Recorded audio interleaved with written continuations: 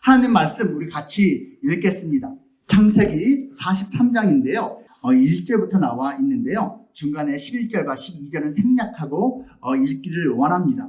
1절은 제가 읽고 그 다음 절은 여러분이 읽으시고 교대로 우리가 이어서 읽겠습니다. 제가 먼저 읽습니다. 그 땅에 기근이 심하고 그들이 애굽에서 가져온 곡식을 다 먹으매 그 아버지가 그들에게 이르되 다시 가서 우리를 위하여 양식을 조금 사오라.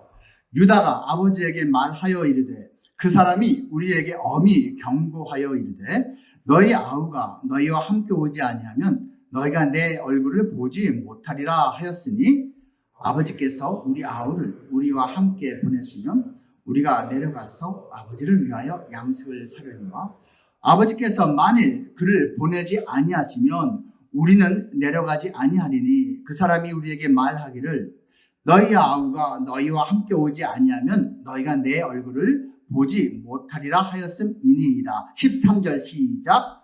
네 아우도 데리고 떠나 다시 그 사람에게로 가라.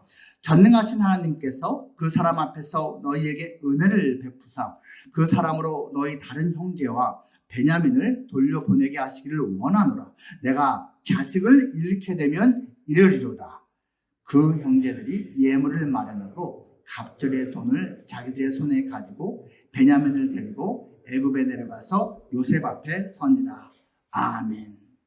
여러분 혹시 성인 아이가 가까운 데 있어서 또 스트레스 받고 힘들고 한 경험 있지 않습니까? 성인 아이 뭔지 다 아시지요? 틀림없이 장성했어요. 뭐 배우기도 했어요. 그런데 하는 짓은 어린아이예요. 성숙하지가 않아요. 그래서 가족을 힘들게 해요. 또 같이 지내는 공동체 그 누군가를 아주 고달프게 해요. 그런 성인 아이 혹시 있어서 힘든 시간을 보낸 적이 있지 않습니까? 혹시 지금 그렇습니까? 아니면 내가 혹시 성인 아이는 아닌가라고 느껴질 때가 있지 않습니까? 여러분 성경에 나오는 대표적인 성인 아이가 바로 야곱이라는 사람입니다. 교단인 분들은 조금 의아하실지 모르겠어요. 야곱? 성경이 말하고 있는 대표적인 믿음의 조상인데 그가 성인 아이라고? 예, 그는 성인 아이였습니다. 여러분 이제 아브라함이라는 사람을 사실 뭐 유대교, 이슬람교는 물론이고 기독교에서도 믿음의 조상이라고 부릅니다. 그의 아들이 이삭이라는 사람이고요. 그 이삭의 아들이 또한 야곱이라는 사람이거든요. 야곱은 또 12아들과 한 명의 딸을 두었어요. 그런데 이 믿음의 사람들이라고 하는 이 가문이 아름답게 다듬어지고 있지만 결정적으로 야곱에 대해서 그만 이 가문이 콩가루 집안이 되고 맙니다. 그리고 야곱의 인생 노년에 이 가족이 회복되는 그러한 행복한 기쁜 일이 발생을 합니다. 하지만 야곱 자신은 틀림없이 한평생 성인 아이처럼 살았고요. 그래서 그 가족을 힘들게 했습니다. 그가 도대체 어떻게 성인 아이가 됐을까요? 몇 가지 이유가 있어요, 여러분. 그는 상처가 많았습니다. 여러분 상처 조금씩 다 있으시죠? 문제는 여러분 상처를 안 받는 것도 중요하지만 받았을 때 잘 해소를 해야 되거든요. 그런데 해소를 하지 못하고 쌓이고 큰 상처가 그냥 남아있으면 어느 순간인가 남에게 또 아픔을 주는, 남에게 속상함을 주는 존재가 된다는 것이에요. 그가 왜 상처가 많았을까요? 열등감이 많았습니다. 야곱이 쌍둥이에요. 에서라는 같이 태어난 형이 있어요. 그런데 이 에서는 태어날 때부터 주목받았어요. 태어나는 순간부터. 태어날 때요, 온몸이 붉은 털로 덮여서 태어났어요. 그러면 여러분 요즘 같으면 병원 갑니다. 요즘 같으면 큰일 났다, 문제 있다 하고선 부모가 걱정할 텐데 여러분 고대 사회에서는 안 그랬습니다. 고대 이스라엘에서는 털이 많은 게 하나님의 복받은 존재예요. 왜 그러냐고 묻지 마시고 그냥 결론만 말합니다. 털 많은 사람이 복받은 사람이다. 근데 그 중에 하나, 붉은색은 더 고귀한 색이에요. 그래서 붉은색도 복이고 털도 복인데 얘는 붉은 털이에요. 태어날 때부터 사람들이 주목했어요. 복받았다, 태어날 때부터. 그런데 쌍둥이로 태어난 동생은 밍숭맹숭, 털이 없어요. 그래서 비교를 당했어요.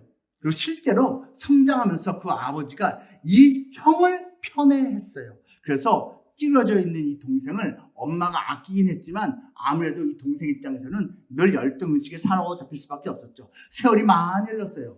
이 형은요, 사냥꾼으로 인기가 많았어요. 아내를 둘씩이나 얻었어요. 여러분, 고대 사회입니다. 맞다고 좋다고 말하는 게 아니라 그땐 그랬다라는 것이에요. 그런데 이 야곱은요, 70 넘을 때까지 장가를 못 갔습니다. 열등감 때문에 상처가 많았어요. 그래서 이 열등감 때문에 무슨 일이 벌어진 줄 아십니까? 형을 속였어요. 아버지를 속였어요. 사기를 쳐서 복을 만들어내려고 했어요.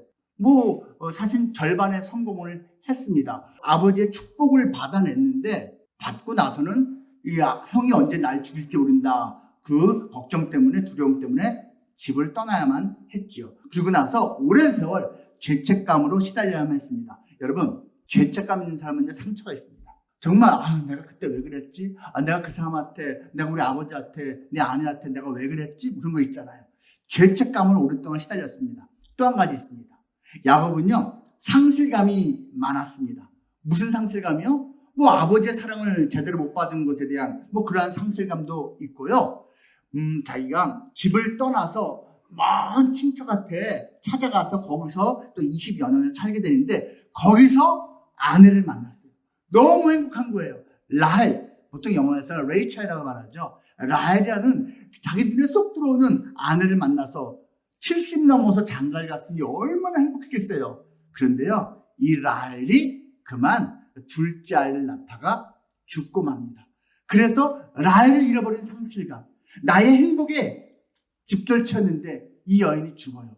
그리고 그 라헬이 낳은 첫 번째 아들이 요셉이라는 아들인데 이 요셉도 10대 시절에 행방불명돼요. 그리고 20여 년 동안 어디 가 있는지 알 수가 없는 거예요. 지금 상실감, 죄책감, 열등감을 가지고 그는 한평생 살았는데 오늘 읽은 이 본문은요, 이 사람의 나이가 거의 130세가 된 나이입니다. 우리 살았냐고요? 옛날에는 가끔씩 그렇게 장수한 사람들이 있었어요. 130세가 될 때까지 상처가 해소가 안 됐어요. 자, 그때 그 온 땅에 오랜 가뭄이 발생을 했습니다. 그런데 놀라운 일이 뭔지 아세요? 그 사라진 줄 알았던 그 아들이 사실은 사라진 게 아니고요. 이 형들이 시기 질투해서 노예로 팔아버린 거예요. 이집트로 팔아버린 거예요. 그러니 이 늙은 아버지는 죽은 줄로만 알 수밖에 없었죠. 이 노예로 팔려간 요셉이요, 20여 년의 세월이 흐르면서 뭐가 된 줄 아십니까? 정확히 말하면 13년 후에 그 이집트의 총리가 됐습니다. 왕 바로 밑에 총리가 됐어요. 어떻게 그런 일이 발생하냐고요? 하나님께서 이렇게 저렇게 일을 하셨어요. 그리고 총리가 된 다음에 9년 세월이 흘렀어요. 지금 요셉의 나이 39입니다. 그 나이가 되면서 풍년이 그 땅에 있고 그 다음에 흉년이 막 지금 2년 차가 되고 있을 때예요. 그래서 지금의 이스라엘 땅에서, 팔레스타인 땅에서 살고 있던 이 야곱의 가족들이 먹을 곡식이 부족하니까 이제 이집트까지 가서 곡식을 구해 왔습니다. 그리고 이제 두 번째 구하러 가야 되는 시점이에요.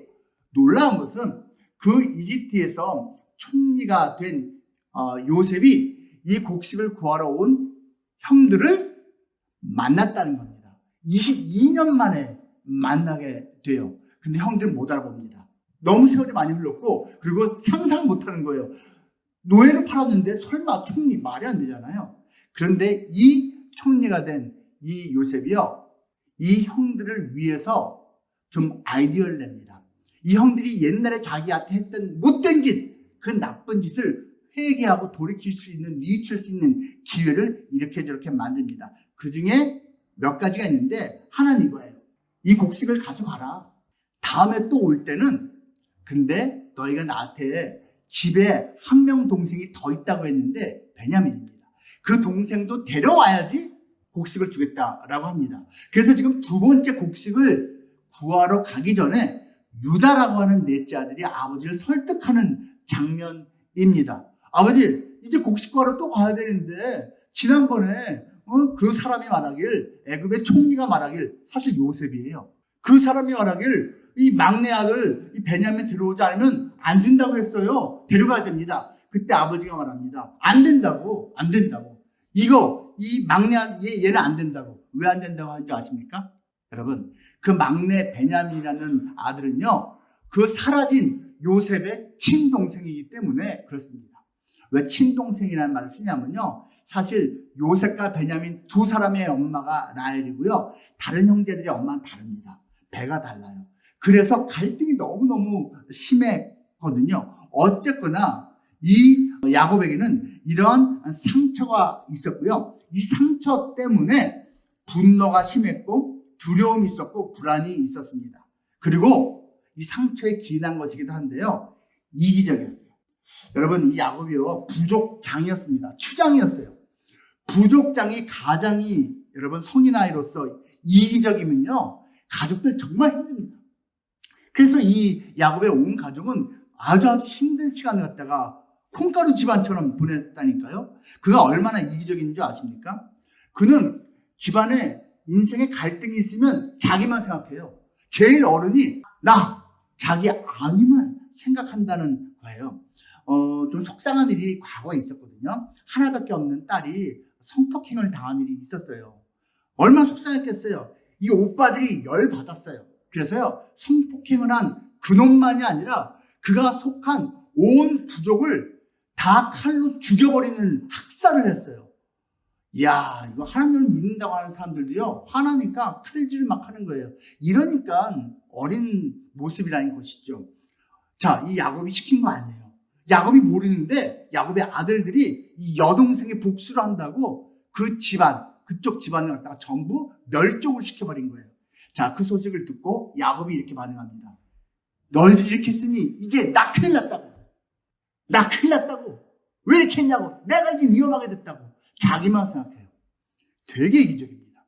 또 한 가지, 세월이 흘러가고서 이제 곡식을 구하러 가는데 이때도 아버지, 막내 베냐민을 데려가야지 곡식을 구할 수 있습니다 라고 이 아들들이 말했더니 그때 아버지 야곱의 반응이 이거였습니다. 말이 되냐고. 이 막내 아들이야말로 내 생명 같은 존재인데 안 된다고. 너희들이 왜 나를 괴롭게 하냐고. 나를 왜 이렇게 괴롭게 하지 못해서 안 다르냐고. 이렇게 반응을 합니다. 엄청 이기적입니다. 그는 끝까지 그 베냐민을 놓지 않으려고 했는데요. 여러분, 이 베냐민이 사실은 이 야곱에게 있어서의 가장 결정적인 집착 대상이었습니다. 베냐민의 형 사라졌죠. 그 형을 낳은, 베냐민을 또 낳은 엄마는 죽었죠. 그러니까 이 야곱에게 있어서는 그 상처, 그 분노, 그 두려움과 불안을 최고로 해결해주는 대상이 라헬이라는 아내였는데, 이 라헬의 대체품이 요셉이었고 요셉의 대체품이 베냐민이었는데, 이 베냐민마저 사라지면 내 인생 끝이야 라고 생각한 거예요. 여러분, 혹시 여러분 인생에서 가장 중요한 거 뭡니까? 이거 사라지면 내 인생 끝이야 하는 게 뭐가 있습니까? 여러분 집에 가서는 아내한테는 아내라고 해야 됩니다. 예, 잊지 마십시오. 하지만 실제로 여기에 있어요. 내가 아내는 없어도 살 것 같은데 이가 없으면 못 살 것 같아 싶은 게 있을 수 있어요. 여러분, 그게 좋든 싫든 집착입니다. 뭐 불교 용어지만 맞는 말이에요. 집착이에요. 그리고 좀 노골적으로 말하면요, 마음에 있는 자기의 마음의 신입니다. 마음의 신이에요. 그거를 끝까지 야곱은 놓지를 못했던 거예요. 근데 이 베냐민이 자기 마음에 신 같은 존재가 된 건데, 이거를 놔야지 이제 온 가족이 굶지 않고 살 수 있는 거예요. 자, 이제 자기의 이기심을 내놓을 때가 됐어요. 자기의 상처를 내놓을 때가 됐어요. 집착을 내놓을 때가 됐어요. 그리고 이 유다라는 아들이 간곡하게 설득하자 그는 드디어 내려놓습니다. 그리고 이렇게 말합니다. 알았다. 베냐민을 데려가서 곡식을 구해와라. 내가 망하면 망하리라 말합니다. 우리가 읽은 말씀에서는요, 내가 아들을 잃으면 이르리로다가 말하죠. 원어 그대로 하면 내가 죽으면 죽겠다는 뜻이에요. 내가 망하면 망하겠다. 이제는 자기 개인보다도 가족 전체, 공동체를 우선적으로 생각하는 모습으로 변하기 시작합니다. 그러면서 그 동시에 뭘 말하는 줄 아세요? 하나님의 은혜가 있기를 바란다. 난 솔직히 불안하다. 이거 내려놓는 거, 떠나보내는 거 너무 두렵다. 그런데 하나님께서 은혜를 주셔서 잘 풀리면 좋겠다라고 그는 말합니다. 사실 그의 130년 인생을 보면요, 중간중간 위기가 여러 번 있었는데 그때마다 하나님께서 은혜를 주셨거든요. 이제 그거 기억하기 시작했어요. 또 한 가지, 자신의 한계를 인정하는 겁니다. 내가 아무리 애를 써도 안 되는 게 있어요. 내가 아무리 노력을 해도 안 되는 게 있다. 내가 얘 끝까지 지켜주고 보호하고 갖고 싶지만 안 되는 게 있다라는 것을 이제야 인정하는 거예요. 그리고 보내줍니다. 여러분, 이렇게 집착을 내려놓고 하나님의 은혜에 당부를 하면서 내려놨을 때 무슨 일 발생인지 아십니까? 그 형제들이 모두 베냐민도 데리고 이집트 갔고요. 그 이집트에 가서 그 요셉을 만났잖아요. 자기들이 팔아넘겼던 그 요셉이 그 이집트에서 자기 정체를 밝히고 온 형제들이 눈물로 해오하는 일이 벌어집니다. 그리고 결국은 야곱의 온 가족이 이집트로 이주를 가서 이제 총리인 그 요셉의 보호와 또 이렇게 지원 아래 온 가족이 잘 정착해서 살아가는 모습이 그 다음에 묘사가 됩니다. 내려놓기까지 시간이 참 많이 걸렸어요. 자기가 마음의 신처럼 여기고 있던 것을 내려놓는데 시간이 이렇게 걸렸어요. 그런데 하나님이 그걸 기다린 겁니다. 여러분, 우리 인생은요, 내가 원하는 대로 안 되는 게 많습니다. 훨씬 많습니다. 그래서 우리에게 필요한 게 나의 힘보다 훨씬 더 큰 힘을 가진 존재의 도움입니다. 그것을 저 같은 경우는 하나님이라고 믿고 있거든요. 그 하나님이 은혜를 주실 때 나의 결핍, 나의 부족, 나의 상처, 나의 아픔, 나의 은밀한 죄책감, 이런 것들이 해소되고 풀려가고 채워지기 시작합니다. 사실 제 인생이 전부 하나님의 은혜로 그렇게 다듬어진 인생입니다. 그런데 여러분, 이러한 하나님의 은혜가, 하나님의 도우심이, 하나님의 이끄심이 나에게만 필요한 게 아니에요. 여러분 모두에게도 정말 필요합니다. 여러분 이제 한창 젊으시죠? 20대, 30대, 40대, 얼마나 젊을 때입니까? 나름대로의 두려움도 있겠지만 자신감도 있고, 내가 노력하면 잘 될 수 있을 거라는 기대감도 있으시잖아요. 잘 품으시기 바랍니다. 근데 여러분, 여기에다 플러스, 자신감 플러스 한 개가 더 필요한데, 겸손입니다. 그 겸손은요, 하지만 나도 못하는 게 많다. 나도 부족하다. 나도 상처가 있다. 나도 죄책감이 있다. 나도 상실감이 있다. 나도 도움이 필요하다는 걸 인정하는 지혜가 필요합니다. 자신감과 겸손과 지혜가 같이 어우러질 때 뭔가 제대로 더 잘 성취해낼 수 있습니다. 우리가 이곳에서 정말로 하루하루 열심히 일하고 목표로 한 것 이상의 결심 맺기를 원합니다. 근데 여러분의 힘만으로는 부족합니다.